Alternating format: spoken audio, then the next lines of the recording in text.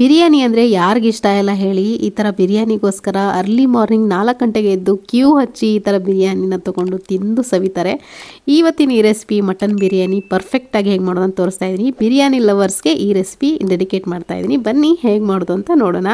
ತುಂಬ ಚೆನ್ನಾಗಿರುತ್ತೆ. ವಿಡಿಯೋ ಕೊನೆವರೆಗೂ ನೋಡಿ, ನೀವು ಕೂಡ ನಿಮ್ಮಲ್ಲಿ ಮಾಡ್ಕೊಳ್ಳಿ. ನಾನಿಲ್ಲಿ ಒಂದು 3/4 kg ಆಗೋಷ್ಟು ಮಟನ್ ತೊಗೊಂಡಿದ್ದೀನಿ. ಮಟನ್ನ ಚೆನ್ನಾಗಿ ವಾಶ್ ಮಾಡ್ಕೊಂಡು ಇಟ್ಕೊಂಡಿದ್ದೀನಿ. ಇವಾಗ ಕುಕ್ಕರಲ್ಲಿ ಮೊದಲಿಗೆ ಮಟನನ್ನು ಬೇಯಿಸ್ಕೊಳ್ಳೋಣ. ಬಿರಿಯಾನಿ ಮಾಡೋವಂಥ ಮೊದಲನೇ ಸ್ಟೆಪ್ ಇದು. ನೀವು ಕೂಡ ಅಷ್ಟೇ ಮನೆಯಲ್ಲಿ ಬಿರಿಯಾನಿ ಮಾಡುವಾಗ ಮೊದಲನೇದಾಗಿ ನೀವು ಕುಕ್ಕರಲ್ಲಿ ಮಟನನ್ನು ಬೇಯಿಸ್ಕೊಳ್ಬೇಕಾಗತ್ತೆ. ಮಟನ್ಗೆ ನೀವು ಬೇಕಿದ್ರೆ ನೀರು ಮಾತ್ರ ಹಾಕ್ಕೊಂಡು ಬೇಯಿಸ್ಕೋಬೋದು. ನಾನಲ್ಲಿ ಸ್ವಲ್ಪ ಎಣ್ಣೆಯನ್ನು ಕುಕ್ಕರಲ್ಲಿ ಹಾಕ್ಕೊಂಡು ಕ್ಲೀನ್ ಮಾಡಿ ಇಟ್ಕೊಂಡಂಥ ಮಟನನ್ನು ಹಾಕಿ ಸ್ವಲ್ಪ ಅರಿಶಿನ ಮತ್ತು ಸ್ವಲ್ಪ ಉಪ್ಪನ್ನು ಹಾಕಿ ಮುಳುಗೋವಷ್ಟು ಅಥವಾ ಅರ್ಧದಷ್ಟು ನೀರನ್ನು ಹಾಕಿ ಒಂದು ಸರಿ ಚೆನ್ನಾಗಿ ಮಿಕ್ಸ್ ಮಾಡ್ಕೊಳ್ತಾ ಇದ್ದೀನಿ. ನೀವು ನೋಡ್ತಿರ್ಬೋದು. ಇದು ಬಿರಿಯಾನಿ ಮಾಡಲಿಕ್ಕೆ ಮೊದಲನೇ ಸ್ಟೆಪ್ಪು. ನಾನು ಹೇಳುವಂಥ ಇವತ್ತಿನ ಸ್ಟೆಪ್ಗಳನ್ನು ಅಥವಾ ಈ ಇಂಗ್ರೀಡಿಯೆಂಟ್ಸನ್ನು ಬಳಸ್ಕೊಂಡು ನೀವೇನಾದರೂ ಬಿರಿಯಾನಿ ಮಾಡಿದ್ರೆ ಪ್ರತಿ ಸತಿ ಇದೇ ಬಿರಿಯಾನಿ ಮಾಡ್ತೀರಾ. ಹಾಗೆಯೇ ಯಾವುದೇ ಹೋಟೆಲ್ಗೆ ರೆಸ್ಟೋರೆಂಟ್ಗಳಿಗೆ ಹೋಗೋದನ್ನು ನಿಲ್ಲಿಸ್ತೀರಾ. ಅಷ್ಟು ಟೇಸ್ಟಿಯಾಗಿರುತ್ತೆ. ಇವಾಗ ನೋಡಿ, ಒಂದು 4 ವಿಜಲನ್ನು ಕೂಗಿಸ್ಕೊಂಡಿದ್ದೀನಿ. ನಿಮ್ಮ ಮಟನ್ ಚೆನ್ನಾಗಿರೋದಾದರೆ ಅಂದರೆ ಎಳೆ ಮಟನ್ ಆದರೆ ಒಂದು 3 ವಿಜಲ್ ಸಾಕು. ಅಥವಾ ಸ್ವಲ್ಪ ದಪ್ಪ ಆಗಿರೋದಾದರೆ 4 ವಿಜಲ್ ಬೇಕಾಗುತ್ತೆ. ಇವಾಗ ನೋಡಿ ಚೆನ್ನಾಗಿ ಬೆಂದಿದೆ ಮಟನ್ನು. ಇದನ್ನು ಸೈಡಲ್ಲಿ ಎತ್ತಿಟ್ಕೊಳ್ಳೋಣ. ಇವಾಗ ಇದಕ್ಕೆ ಬಿರಿಯಾನಿ ಮಾಡಲಿಕ್ಕೆ ಇಂಗ್ರೀಡಿಯೆಂಟ್ಸ್ ತೋರಿಸ್ತಾ ಇದ್ದೀನಿ. ಲಿಸ್ಟನ್ನು ನೀವು ಕರೆಕ್ಟಾಗಿ ನೋಡಿಕೊಂಡು ಇದೇ ರೀತಿಯೇ ನೀವು ಮಾಡ್ಕೋಬೇಕಾಗುತ್ತೆ. ಒಂದು 4 ಟೊಮೆಟೊ, 1 ನಿಂಬೆಹಣ್ಣು, ಒಂದು 3 ಹಸಿಮೆಣಸಿನ್ಕಾಯಿ, 1 ಈರುಳ್ಳಿ ತೊಗೊಂಡಿದ್ದೀನಿ. ಶುಂಠಿ ಬೆಳ್ಳುಳ್ಳಿ ಪೇಸ್ಟ್ ನಿಮ್ಮ ಹತ್ರ ಇದ್ದರೆ ಶುಂಠಿ ಬೆಳ್ಳುಳ್ಳಿ ಹಾಕೋದನ್ನು ಸ್ಕಿಪ್ ಮಾಡಿ. ಇವಾಗ ನೋಡಿ, ಸೊಪ್ಪಲ್ಲಿ ನಾನಲ್ಲಿ ಪಾಲಕ್ ಸೊಪ್ಪು ತೊಗೊಂಡಿದ್ದೀನಿ. 1 ಕಟ್ಟಾಗೋಷ್ಟು ಮೆಂತ್ಯ ಸೊಪ್ಪು, ಹಾಗೆ 1 ಕೈ ಹಿಡಿಯೋಷ್ಟು ಕೊತ್ತಂಬರಿ ಸೊಪ್ಪು, 1 ಕೈ ಹಿಡಿಯೋಷ್ಟು ಪುದೀನ ಸೊಪ್ಪು.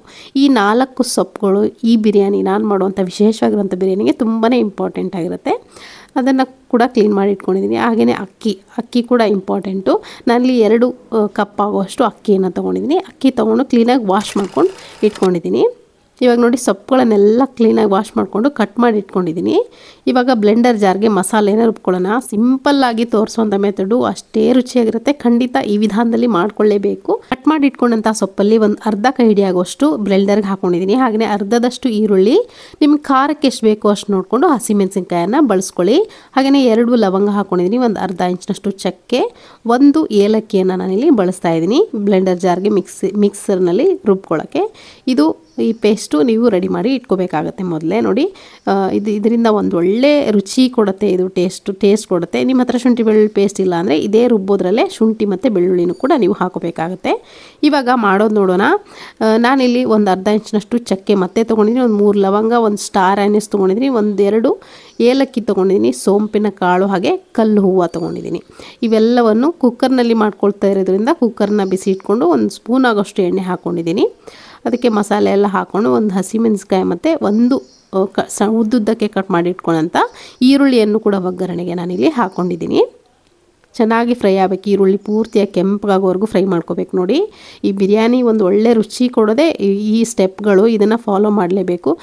ಅರ್ಧಂಬರ್ಧ ನೀವು ಈರುಳ್ಳಿನ ಬೇಯಿಸೋ ಹಾಗಿಲ್ಲ. ಚೆನ್ನಾಗಿ ಫ್ರೈ ಆದಮೇಲೆ ಈ ಟೊಮೆಟೊ ಏನಿದೆ ನೋಡಿ, 4 ಟೊಮೆಟೊ ಕಟ್ ಮಾಡಿ ಇಟ್ಕೊಂಡಿದ್ದೆ ಅದನ್ನು, ಮತ್ತು ಸೊಪ್ಪು ಏನು ಕಟ್ ಮಾಡಿ ಇಟ್ಕೊಂಡಿದ್ನಲ್ಲ, ಎಲ್ಲ ಥರದ ಸೊಪ್ಪು, 4 ಥರದ ಸೊಪ್ಪು, ಅದನ್ನು ಕೂಡ ಹಾಕ್ಕೊಂಡಿದ್ದೀನಿ. 4 ಥರದ ಸೊಪ್ಪು ಯಾವ್ಯಾವುದಂದರೆ ಪಾಲಕ್ ಸೊಪ್ಪು, ಮೆಂತ್ಯ ಸೊಪ್ಪು, ಹಾಗೆ ಪುದೀನ, ಕೊತ್ತಂಬರಿ ಸೊಪ್ಪನ್ನ ಸಣ್ಣದಾಗಿ ಕಟ್ ಮಾಡ್ಕೊಂಡು ಹಾಕ್ಕೊಂಡಿದ್ದೀನಿ.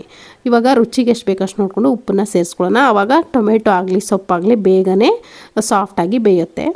ಇವಾಗ ನೋಡಿ, ಚೆನ್ನಾಗಿ ಫ್ರೈ ಮಾಡ್ಕೊಳ್ತಾ ಮಿಕ್ಸ್ ಮಾಡ್ಕೊಳ್ತಾ ಇವಾಗ ರುಬ್ಕೊಂಡು ಇಟ್ಕೊಳಂಥ ಮಸಾಲೆ ಏನಿರುತ್ತಲ್ಲ ಅದನ್ನು ಕೂಡ ಇವಾಗಲೇ ಸೇರಿಸ್ಕೊಳ್ತಾ ಇದ್ದೀನಿ. ಯಾಕಂದರೆ ಹಸಿ ಮಸಾಲೆ ಆಗಿರೋದ್ರಿಂದ ಇದ್ರ ಜೊತೆಗೇ ಚೆನ್ನಾಗಿ ಅದು ಕೂಡ ಫ್ರೈ ಆಗಬೇಕು.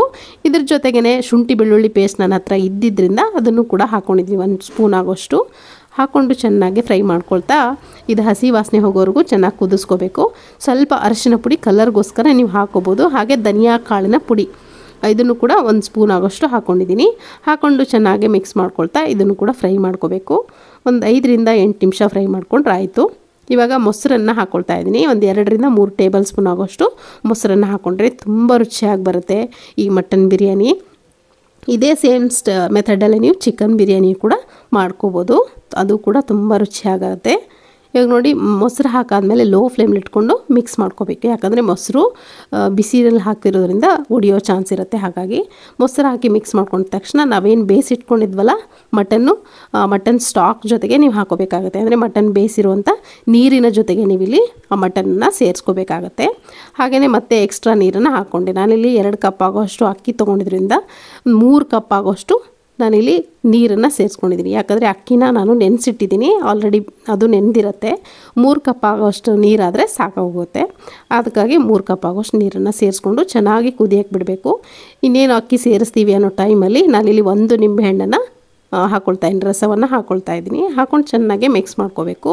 ನಿಂಬೆಹಣ್ಣಿನ ರಸ ಹಾಕಾದ್ಮೇಲೆ ಅಕ್ಕಿನ ಹಾಕೋದನ್ನು ತಡ ಮಾಡಬಾರ್ದು. ಅಕ್ಕಿ ಹಾಕಿ ಮಿಕ್ಸ್ ಮಾಡಿಕೊಂಡು ನೀವು ಕುಕ್ಕರ್ ಲಿಡ್ಡನ್ನು ಕ್ಲೋಸ್ ಮಾಡಬೇಕಾಗತ್ತೆ. ನೋಡಿ ಅಕ್ಕಿ ಆಲ್ರೆಡಿ ನೆನೆದಿದೆ. 4 ಕಪ್ಪು ನೀರು ಏನು ಬೇಕಾಗಿಲ್ಲ. 1 ಕಪ್ಪು 2 ಕಪ್ ಆಗೋಷ್ಟು ಅಕ್ಕಿಗೆ 4 ಕಪ್ ನೀರು ಬೇಕಾಗಿಲ್ಲ. 3 ಕಪ್ ಆದರೆ ಸಾಕಾಗುತ್ತೆ. ನಮಗೆ ಎಷ್ಟು ಹದಕ್ಕೆ ಬೇಕೋ ಅದಕ್ಕೆ ಬೇಯುತ್ತೆ ಬೇಗ.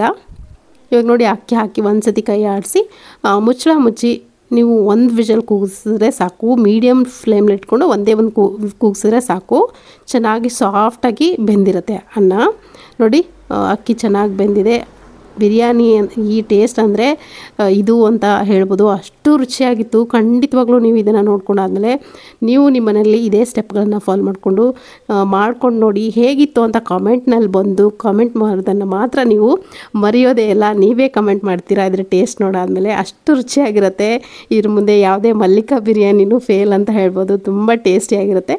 ಸೊ ಖಂಡಿತ ಈ ವಿಡಿಯೋ ನೋಡಾದ್ಮೇಲೆ ನೀವು ಕೂಡ ನಿಮ್ಮ ಮನೆಯಲ್ಲಿ ಮಾಡಿಕೊಂಡು ಹೇಗಿತ್ತು ಅಂತ ಹೇಳೋದನ್ನು ಮಾತ್ರ ಮರಿಬೇಡಿ. ಇದೇ ಥರ ಒಳ್ಳೊಳ್ಳೆ ರೆಸಿಪಿಗಳಿಗೋಸ್ಕರ ನಮ್ಮ ಚಾನಲ್ಗೆ ಸಬ್ಸ್ಕ್ರೈಬ್ ಮಾಡ್ಕೊಳ್ಳೋದನ್ನು ಮರಿಬೇಡಿ. ಹಾಗೆ ಪಕ್ಕದಲ್ಲಿ ಬರೋ ಬೆಲ್ ಬಟನ್ನು ಕ್ಲಿಕ್ ಮಾಡಿದ್ರೆ ನಾನು ಹಾಕುವಂಥ ಪ್ರತಿಯೊಂದು ರೆಸಿಪಿ ವಿಡಿಯೋಸು ನೋಟಿಫಿಕೇಷನ್ಸ್ ಕೂಡ ನಿಮಗೆ ಮೊದಲು ಬರುತ್ತೆ. ನೀವೇ ಮೊದಲು ನೋಡ್ಬೋದು. ನೀವು ಕೂಡ ನಿಮ್ಮಲ್ಲಿ ಧೈರ್ಯವಾಗಿ ಆರಾಮಾಗಿ ಮಾಡಿಕೊಂಡು ಇದನ್ನು ಸವಿಬೋದು. ಅಷ್ಟು ರುಚಿಯಾಗಿರುತ್ತೆ.